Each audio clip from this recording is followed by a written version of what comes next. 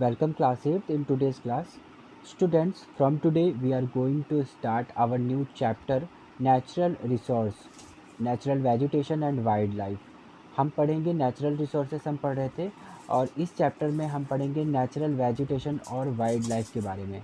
In this chapter we will discuss about natural vegetation, distribution of natural vegetation, types of natural vegetation and conservation of natural vegetation. Then after that हम discuss करेंगे wild life and conservation of wild life.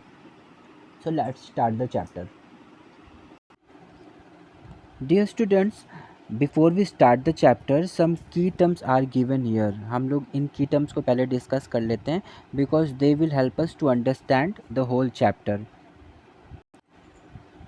Okay, first key term is aquatic. Aquatic क्या होता है? Living in water. वो animals या वो type की species, कोई भी पर्टिकुलर टाइप के एनिमल की स्पीसीज़, प्लांट की स्पीसीज़ जो वाटर बॉडीज़ में पाए जाते हैं, लाइक रिवर, ओशियन, पॉन्ड में पाए जाने वाली जो स्पीसीज़ होंगे नेचुरल वेजिटेशन और वाइल्ड लाइफ की, है ना, इनको हम एक्वेटिक कहते हैं, है ना. जो भी चीज़ें जैसे रिवर में अगर हम कहते हैं कि रिवर में फिशेस होती हैं तो फिशेस क्या है? फिशेस आर एक्वेटिक एनिमल्स ना. ठीक समझ गए? वाटर में रहने वाली चीज़ें एक्वेटिक कहलाती हैं. Second is biome. Different types of plants and animals living together in an area is called biome. अगर किसी भी पर्टिकुलर प्लेस पर एक साथ डिफरेंट टाइप्स के प्लांट्स और एनिमल्स पाए जाते हैं, है ना, सभी एक जगह पर अवेलेबल हैं और सभी एक दूसरे के इंटरेक्शन के साथ वहाँ पर पूरा एक एनवायरनमेंट क्रिएट करते हैं, तो ये बायोम कहलाएगा. Clear? Next is ecosystem. Various species of animal that live together in the natural surrounding. Ecosystem क्या होता है? इकोसिस्टम वेरियस टाइप के एनिमल्स की स्पीसीज़, है ना, जब वो एक साथ एक जगह पर एक नेचुरल सराउंडिंग के साथ रहते हैं तो हम इस सिस्टम को इकोसिस्टम कहते हैं. Clear? Next, sparse. Only present in small numbers and often spread over a large area. Sparse mean क्या होता है? स्पार्स का मतलब होता है, स्पार्स की मीनिंग होती है कि वो चीज़ें जो बहुत लेस अमाउंट में हमारे पास अवेलेबल होंगे, है ना, जो चीज़ें बहुत कम हैं उपलब्ध, जो कम प्रेजेंट हैं किसी भी चीज़ पर, किसी भी चीज़ का वो नंबर हो सकता है, ऐसी चीज़ों को हम स्पार्स कहते हैं. जैसे अगर हम मान लेते हैं कि किसी एक स्टेट में बहुत कम पॉपुलेशन है तो हम वहाँ पर क्या बोलेंगे कि वो स्पार्सली पॉपुलेटेड स्टेट है. क्लियर? तो स्पार्स का मतलब ही हुआ small numbers. Then last is terrestrial. Terrestrial means living on land. वो सारे जीव जंतु, एनिमल्स, वेजिटेशन जो लैंड पर पाए जाते हैं वो टेरेस्ट्रियल कहलाएंगे. क्लियर? जैसे ह्यूमन बीइंग हो गए, एनिमल्स, कुछ हमारे एनिमल्स हैं, एलिफेंट, टाइगर जैसे लोग एनिमल्स, वो कैसे एनिमल्स कहलाएंगे? वो टेरेस्ट्रियल कहलाएंगे ना, क्योंकि वो लैंड पर रहते हैं, भूमि पर रहते हैं. क्लियर? अब हम बात करते हैं नेचुरल वेजिटेशन की. ठीक है, तो नेचुरल वेजिटेशन क्या है? सबसे पहले हम ये समझ लेते हैं कि जैसे हम देखते हैं कि पूरे इंडिया के अंदर, हम वर्ल्ड की अगर बात नहीं कर रहे हैं, सिर्फ इंडिया की को देखते हैं, तो हम पाएंगे कि हर तरह के वेजिटेशन, हर तरह के ट्रीज़ और प्लांट्स पूरे इंडिया में एक बराबर नहीं दिखाई देते हैं ना. कुछ स्पेसिफिक टाइप के जो वेजिटेशन होंगे, फॉरेस्ट होंगे या प्लांट्स, ट्रीज़, वो किसी पर्टिकुलर प्लेसेस पे ही ज़्यादा देखने को मिलता है. तो उसके पीछे का रीज़न क्या है? हमारा फिज़िकल एनवायरनमेंट काफ़ी हद तक नेचुरल वेजिटेशन के टाइप को पे डिपेंड करता है कि जिस भी तरह का हमारा फिज़िकल एनवायरनमेंट होगा, हमारे आसपास, हमारे सराउंडिंग में वैसे ही नेचुरल वेजिटेशन पाए जाएंगे. नेचुरल वेजिटेशन क्या है? Natural vegetation is simply defined as the plant that grow naturally in an area. किसी भी एक जगह पर जब प्लांट नेचुरली ग्रो करता है बिना ह्यूमन इन्फ्लुएंस के, तो ऐसे वेजिटेशन को हम नेचुरल वेजिटेशन कहते हैं. जैसे फॉरेस्ट में होता है, फॉरेस्ट में कोई भी प्लांटिंग करने हम लोग नहीं जाते हैं, वो नेचुरली ग्रो करता है, खुद से ही ग्रोथ करता है, तो ऐसे वेजिटेशन को हम नेचुरल वेजिटेशन कहते हैं. किसी भी प्लेस के नेचुरल वेजिटेशन का ग्रोथ उस जगह के क्लाइमेटिक कंडीशन पर, उस जगह के रिलीफ फीचर पर डिपेंड करता है। अगर क्लाइमेटिक कंडीशन फेवरेबल है, यानी वहाँ पर बहुत अच्छे से रेनफॉल हो रही है, वाटर की अवेलेबिलिटी है, मॉइस्चर है ना सॉइल के अंदर, तो ये सब चीज़ें क्या है, ये क्लाइमेटिक कंडीशन के वजह से ही आती हैं ना। तो उनका असर प्लांट्स और यानी हमारे नेचुरल वेजिटेशन के ग्रोथ पर पड़ता है।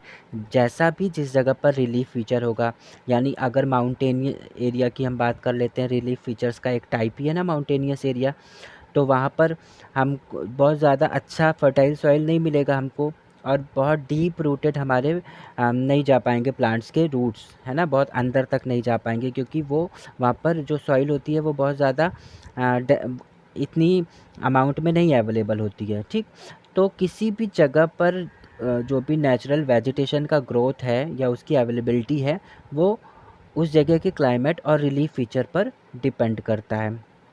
ठीक है, अब ये नेचुरल वेजिटेशन और वाइल्ड लाइफ हमारे लिए बहुत बड़े नेचुरल रिसोर्सेस हैं, है ना। ये नेचुरल रिसोर्सेस ही तो है ना जो हमें नेचर से मिल रहे हैं, और ये हमारे लिए बहुत ज़्यादा यूज़फुल होते हैं। For example plants give us wood that can be used as timber और फायरवुड, है ना। प्लांट से हमको लकड़ियाँ मिलती हैं, वुड मिलता है, जिसको हम लोग टिम्बर यानी फर्नीचर के बनाने के यूज़ में तो लाते ही लाते हैं। ये तो आज के टाइम पे बहुत तेज़ी के साथ हो रहा है। इनके अलावा फायरवुड जो एंशियंट टाइम से चलता आ रहा है ना, वुड जो प्लांट से, ट्रीज से, फॉरेस्ट से हमको मिलता है, उसको जलाकर हम कुकिंग का काम करते आए हैं एंशियंट टाइम से ही। तो ये सब चीज़ें आज ऐसा नहीं है कि आज मॉडर्न टाइम आ गया है तो आज हमारे लिए ये चीज़ें बहुत यूज़फुल हो गई हैं, नहीं, ये बहुत पहले से चलता आ रहा है, और हम अलग अलग तरीके से इन नेचुरल रिसोर्सेज को यानी प्लांट्स को और वाइल्ड लाइफ को यूज़ करते आ रहे हैं।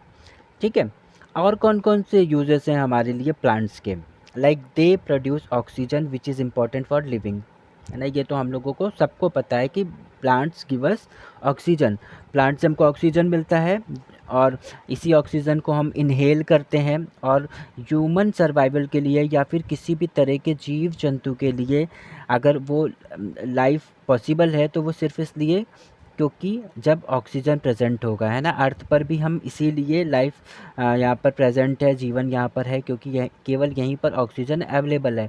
और ये किस चीज़ की वजह से आ रहा है, ये इसी नेचुरल वेजिटेशन की वजह से आ रहा है। ठीक है, सेकंड क्या हेल्प मतलब फ़ायदे हैं हमको प्लांट से, they help us in protecting soil from leaching. Previous chapter में भी हम लोगों ने पढ़ा कि अगर हमें लीचिंग का प्रोसेस रोकना है तो हमें क्या करना होगा, हमें प्लांटिंग करनी होगी, है ना। तो जब हम प्लांट करते हैं यानी हमारी ये नेचुरल वेजिटेशन हमारे सॉइल इरोजन को रोकने में और लीचिंग के प्रोसेस को रोकने में हेल्प करते हैं। They provide natural habitat for animals. इनके अलावा हमारे जो वाइल्ड लाइफ हैं, वाइल्ड लाइफ हमारे रिसोर्सेज हैं, वाइल्ड लाइफ को रहने के लिए ये क्या शेल्टर प्रोवाइड करते हैं। डिफरेंट स्पीसीज़ के एनिमल्स हमारे कहाँ रहते हैं, इन्हीं जंगलों में रहते हैं ना, और साथ में उनको फूड भी मिल पाता है, प्लांट्स के लीव्स को वो खाते हैं और ग्रासेस लेते हैं।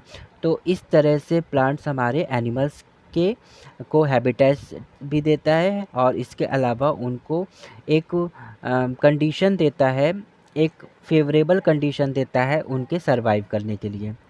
Next, they help in storage of ground underground water.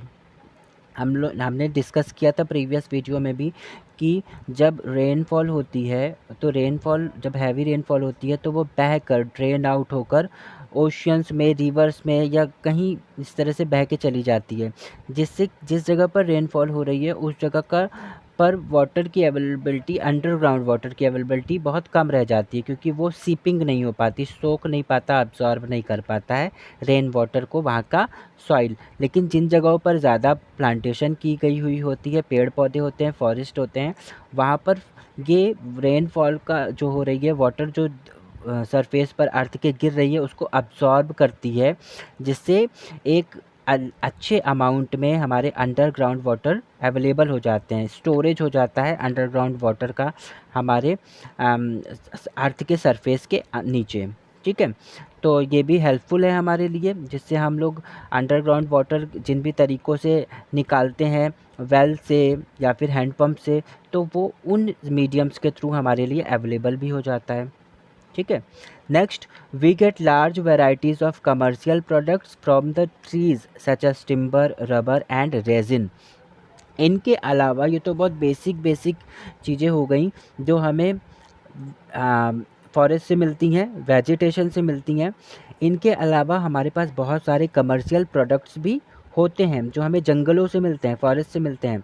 जैसे टिम्बर, फर्नीचर बनाने की लकड़ियाँ जो कमर्शियल यूज़ में होती हैं, जिनसे हमारी कंट्री को बहुत सारा इकोनॉमिक फ़ायदा भी होता है। इनके अलावा रबर के ट्रीज़, रेज़िन के ट्रीज़, है ना? पेपर बनाने के लिए हम लोग ट्रीज़ का इस्तेमाल करते हैं। तो ये कुछ कमर्शियल यूज़ेस हैं ट्रीज़ के, जो हमारी कंट्री के इकोनॉमिक ग्रोथ में भी हेल्प करते हैं और हमारे बेसिक नीड्स को भी फुलफ़िल करते हैं। डिफरेंट टाइप्स के प्लांट्स और एनिमल्स जो साथ में रह रहे हैं और एक कॉमन एनवायरमेंटल कंडीशन को शेयर करते हैं, उस कॉमन एनवायरमेंटल कंडीशन के साथ रहते हैं, ये क्या क्रिएट करते हैं? ये बायोम क्रिएट करते हैं। ठीक है। और ये बायोम सिर्फ टेरेस्ट्रियल यानी लैंड पर ही नहीं बनता है, बल्कि ये एक्वाटिक यानी वाटर में भी बनता है। ठीक है। तो हमारी जो लाइफ रहती है, डिफरेंट टाइप के लाइफ जो हमारे यहाँ अर्थ पर रहती हैं, वो टेरेस्ट्रियल भी हैं, लैंड पर भी यानी रहती हैं, और एक्वाटिक यानी वाटर पे भी रहती हैं। और दोनों ही जगहों पर ये सभी लोग, ये डिफरेंट प्लांट्स और एनिमल्स मिल के बायोम्स क्रिएट करते हैं। Clear students? तो आज हम सिर्फ इतना ही पढ़ेंगे, एंड नेक्स्ट क्लास में हम देखेंगे distribution of natural vegetation and types of natural vegetation. There are many types of vegetation, बहुत सारे तरह के वेजिटेशन है, फॉरेस्ट अवेलेबल है हमारे इंडिया में, हम उनके बारे में पढ़ेंगे नेक्स्ट क्लास में। In homework you have to learn and write all key terms, सारे key terms class work copy में कर लोगे, then send it in your class group as homework, and learn भी कर लेने हैं सारे की टर्म्स को, और आगे के जो टॉपिक्स आ रहे हैं उनको पहले से प्रिपेयर करोगे, उसे पहले से ही रीड करके रखना है। Clear? Now we will meet in our next class. Till then take care and have a nice day.